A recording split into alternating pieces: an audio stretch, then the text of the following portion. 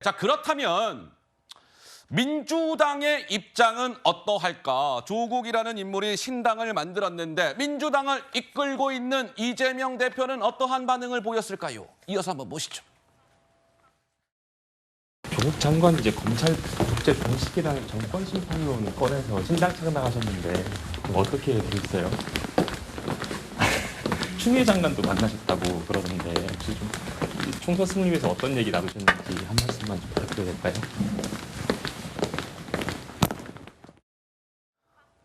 네, 재밌는 상황이죠. 기자가 질문 던지는데 이재명 대표가 이렇게 하잖아요, 이렇게. 저도 요거 이제 방송할 때 이게 인이어라고 끼고 있는데 이제 이 대표는 아마 뭔가 이렇게 뭐 이어폰 같은 걸 무선 이어폰을 끼고 있었던 모양이에요. 그러니까 기자한테 안 들려 뭐 그런 표시 아니었겠습니까? 네, 어쨌든 답변을 안 했어요. 자, 성치훈 부의장께서는 어때요? 진짜 이 조국이라는 인물이 민주당 내에 다시금 또 조국의 강에 또 빠지는 거 아니냐 이런 우려가 나오는데 동의가 되십니까? 좀 어떻게 보세요? 예, 민주당은 조국의 강을 건넜는데 이 강의 본류가 같다 보니까 흘러 또 만나고 조국의 강이 계속 앞에 나타난 것 같습니다. 그래서 민주당 입장에서는 참 곤란한 부분도 있습니다. 왜냐면은 그 중도층 표심에 좀 좋지 않은 영향을 줄 수 있고 아마 글쎄요 그 비례연합정당 민주당에서 추진하고 있는 아마 같이 가진 않을 걸로 보여집니다. 하지만 이게 또 그렇게 가는 것과 국민들이 인식하는 것도 다르지 않습니까? 국민들께서는 아마 범민주 진영으로 인식을 하실 것 같고 그렇게 봤을 때 결국 민주당의 이런 뭐 지역구 선거나 수도권 선거에도 영향을 줄 수밖에 없을 것 같습니다. 다만 조국 신당이 추구하고 있는 그 방향이 아마 21대 총선에서의 열린민주당 모델인 것 같은데요. 그때랑은 상황이 많이 전 다르다고는 생각합니다. 왜냐하면 그때는 다른 선택지가 없었어요. 그리고 그때 열린민주당이 그때 호남에서 좀 지지를 많이 받았었거든요. 근데 지금 호남에서는 다른 선택지, 지금 이낙연 신당이 또 개혁 신당이 또 있습니다. 그렇기 때문에 그 당시에 21대 총선에 열린민주당, 소위 말하는 민주당에서 좀 강한 민주당, 더 세게 뭔가 싸워야 된다, 더 강하게 싸워야 된다라는 지지층을 기반으로 한 그 정당에 좀 기대고 싶어 하시는 것 같은데 아마 그게 생각만큼 21대 총선만큼의 실효를 거두기는 어려울 걸로 보여지고 민주당은 그러면 이 조국 신당의 영향력을 어떻게 좀 상쇄시키고 중도층이 이탈한다면 어떻게 다시 중도층을 붙잡을 건지 그 추가적인 전략을 좀 고민해야 될 때가 왔다라고 보여집니다. 자, 뭐 민주당은 사실 좀 고민이 들어가는 거죠. 왜냐, 민주당이 추진하는 그 위성정당의 조국 전 장관을 품자니 이 고민이 되잖아요. 이거 민주당은 뭐 조국의 강에 또 빠지는 겁니까? 이런 비판이 나올 것이고. 조국 신당이 그냥 신당으로 혼자 독자적으로 가게 될 경우에는 민주당 입장에서는 뭔가 이게 표나 이런 게 갈라질 수가 있잖아요. 그러니 또 일정 부분 부담이 되는 것이고 이렇게 하나 저렇게 하나 좀 부담스럽다 이런 얘기가 나오는데 민주당 내에서 오늘 조국 전 장관과 관련해서 이러한 주장이 나왔습니다. 직접 한번 들어보시죠. 물론 출마의 자유가 있고 정당 설립의 자유가 있지만 정당을 설립해 갖고서 출마하는 게 과연 바람직한 건지 한번 고민해 주길 좀 부탁드리고 있고요. 정당을 만들어서 가는 것이 함께하는 것인지 저는 한번 고민해 줄 필요가 있다고 생각합니다. 민주당 내에서도 입장이 사실 되게 다르고요. 재판을 받는 중이기 때문에 민주당에서 정치를 하거나 아니면 민주당과 같이 정치를 하는 거에 대해서는 당에서 부정적으로 생각하고 있는 거고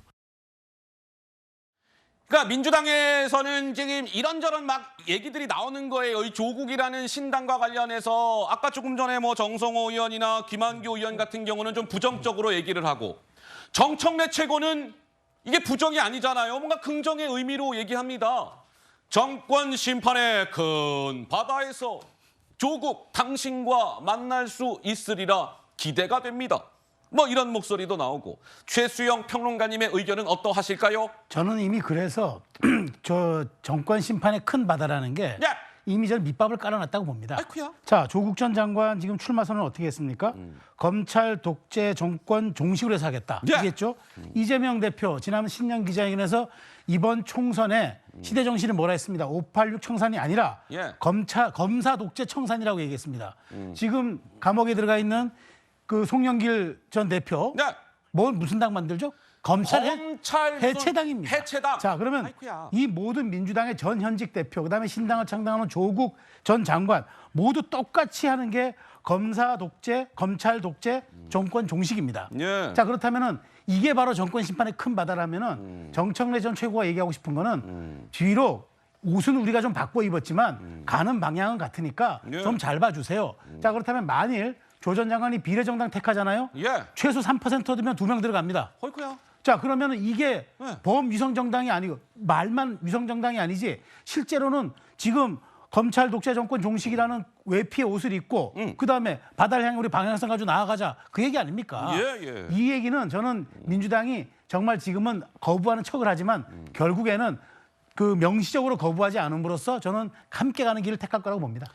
자, 시청자 여러분들, 제가 일전에 왜 이재명 대표가 이 비례대표 47명이잖아요. 이거를 준 연동형으로 결정을 했다. 이런 말씀을 드리면서 기억들 하십니까? 이거 제가 보여드렸던 거요. 오케이, 기억하지? 이게 이제 4월 10일 총선에서 이제 이런 위성 정당들 그리고 이른바 소위 꼼수 정당들 또 이른바 떴다방 이런 정당들이 난립을 하면서 이 비례대표를 뽑는 득표 용지가 80cm 가까이 될 것이다. 이런 말씀을 드렸는데 이게 거의 80cm 가까운 길입니다. 한번 여러분들 보세요. 투표용지가 이렇게 길 거라는 겁니다. 그런데 여기 어딘가에 조국 전 장관이 만드는 신당 이름이 표기가 되지 않겠습니까? 당 이름은 어떻게 결정이 될지는 모르겠으나 이런 부분을 좀 지켜봐야 될 것 같고요. 아까 우리 성치훈 부의장이 말씀을 하셨던가요? 이 조국이라는 인물이 이런 수순을 밟을 것이다 라는 해석이 나옵니다. 지난 4년 전에 총선 때 열린민주당 이 수순을 밟는 거 아니냐. 기억들 하십니까? 그때 열린민주당이라고 비례정당이 만들어졌잖아요. 민주당 진영에서. 그래서 4년 전 총선에서 득표율이 그 당시에 5.4%가 나와서 실제로 3명의 국회의원이 나왔어요. 열린민주당을 통해서. 근데 나중에 결론은 어떠했습니까? 민주당과 패밀리가 됐죠. 흡수 합당이 됐습니다. 그래서 지금 조국 신당도 일단은 각자 도생을 하되 총선 이후에 민주당이 만드는 이 위성정당과 결국 한 식구가 되지 않겠느냐. 민주당 품 안에 안기게 되지 않겠느냐. 조국이라는 인물이 궁극적으로는 이런 해석이 나오고 있는 겁니다. 그런데 열린민주당을 통해서 참고로 최강욱, 김의겸 이런 의원들이 출신이 됐던 배출을 했던 당이 바로 열린민주당입니다. 어떻습니까? 우리 김현주 대변인께서는 글쎄요. 최강욱, 김의겸 이런 인물들의 이름도 다시금 회자가 되고 있어요? 그렇죠. 아무래도 그 조국 신당이 만약에 만들어지게 된다면은 연합 비례로 가기는 힘들고 그렇게 된다면은 결국 열린민주당 모델로 갈 수밖에 없다. 그렇게 되면 과거에 이제 득표율이 5.4%에서 이제 3석을 얻게 됐고 예. 지금 저 모습을 보고 계시는 분들이 이제 열린민주당 출신의 아주 걸출한 정치인들이시죠. 아이쿠야. 21대 국회에서 맹활약을 보여주셨던 분들입니다. 예. 그런데 이제 22대 국회에서 만약에 조국 신당이 이와 같은 모델을 따라가게 된다면 희망하기로는 3석 이상 이렇게 지금 하고 있지 않겠습니까?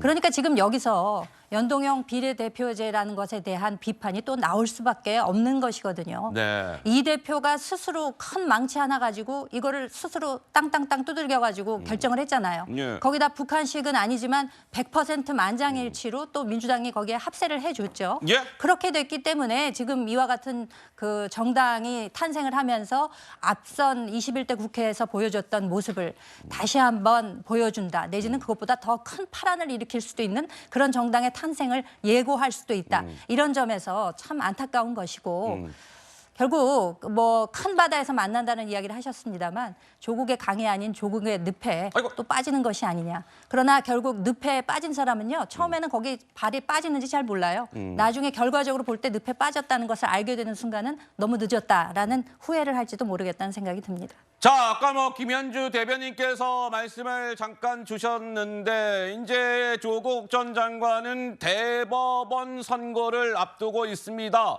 1심, 2심에서 모두 실형, 징역 2년이 선고가 됐죠. 그런데 이번 2심에서 실형이 선고가 됐음에도 불구하고 조국이라는 인물은 걸어서 나왔습니다, 법원을. 통상적으로는 2심에서도 실형이 나오면 바로 교도소로 가는 게 관행인데 관례처럼 되어 있었는데 그게 깨졌다. 구속이 되지 않았다. 법정 구속이 되지 않았다. 뭐 이런 얘기도 나왔고 어찌됐든 대법원에서 형이 확정이 되면 조국 전 장관이 설사 이번 4월 10일 총선에서 국회의원 배지를 달더라도 어떻게 된다? 당연히 배지를 떼야 합니다. 여러 가지 조국이라는 인물을 두고 정치권에서 총선을 앞두고 이런저런 해석들이 많이 자연스레 뒤따라 붙게 될 것 같습니다.